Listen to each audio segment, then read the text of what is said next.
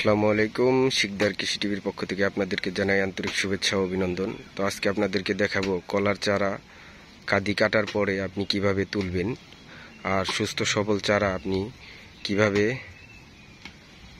বাছাই করবেন।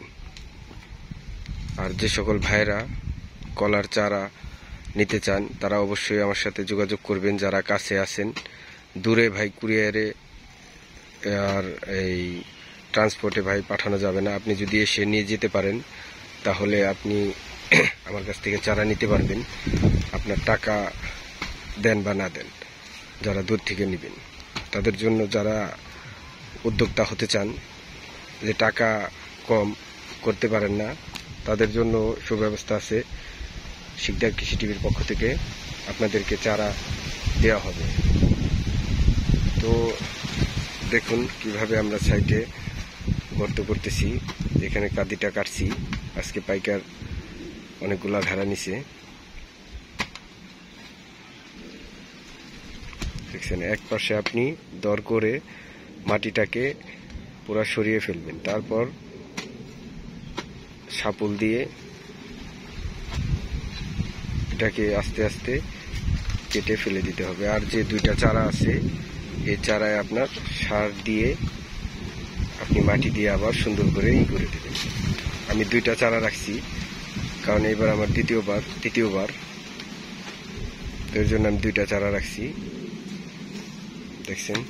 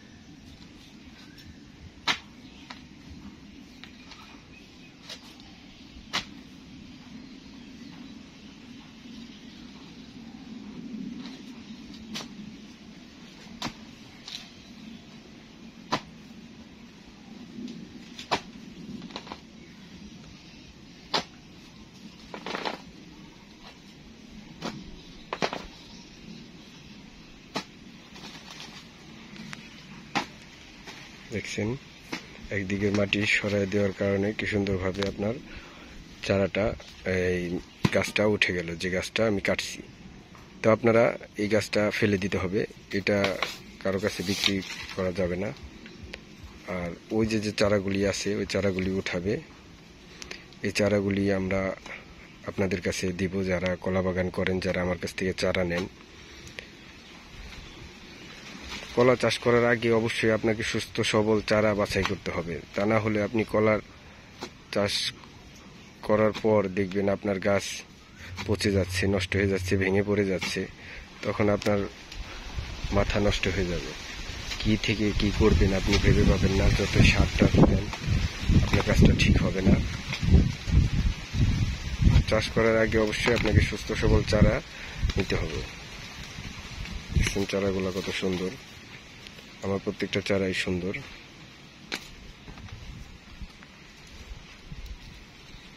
দেখছেন, সুস্থ সবল চারা আপনি এভাবে নিতে পারবেন আমার কাছ থেকে। দেখছেন, ওই যে আরো চারা আছে, দেখছেন কত সুন্দর। এই চারাগুলি আপনি যখন মাটিতে রোপণ করবেন তখন আপনার দেখবেন এই যে সাইড দিয়ে এই যে পুকি বের হইতেছে, এই পুকি থেকে যে গাছটা হবে, তখন এই গাছটা অনেক সুন্দর একটা সুস্থ সবল গাছ আপনি পাবেন। আর যদি ওই গাছটা আপনি ঠিক মতো যত্ন করেন তাহলে আপনি ওইখান থেকে খুব সুন্দর একটা কলার ঘাড়া আল্লাহ তাআলা আপনাকে দেবে, তাতে আপনি লাভবান হতে পারবেন। আর যদি আপনি সুস্থ সবল চারা না কিনেন, ভাইরাস আলা চারা আপনাকে কেউ ধরায় দেয় টাকার কারণে, কারণ একটা চারা বিক্রি করলে আপনার 30 টাকা 40 টাকা নেবে আপনার কাছ থেকে, যতটি দিতে পারবে তত টাকা। কিন্তু ভাই না, আলহামদুলিল্লাহ আল্লাহর রহমতে আমার বাগানে আপনি আসবেন, দেখবেন, ঘুরে আপনি সুস্থ সবল চারা নিজে থেকে লেবাররা উঠাবে, আপনি নিতে পারবেন। আর উঠানো আছে ওইখান থেকেও যদি নেন নিতে পারবেন।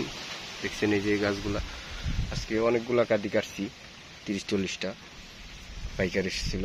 তো এই যেভাবে আপনি কাঁদি এই কাটার পর চারাগুলা উঠাবেন, উঠানোর পর মাটি দিয়ে সুন্দর করে সার দিয়ে আপনি ঢেকে ভালো করে টাইট করে দিবেন মাটিটাকে, দেখবেন পরবর্তী আপনার গাছটা আরো সুন্দর হচ্ছে। তো সকলেই ভালো থাকবেন, সুস্থ থাকবেন। আসসালামু আলাইকুম ওয়া রাহমাতুল্লাহি ওয়া বারাকাতুহু।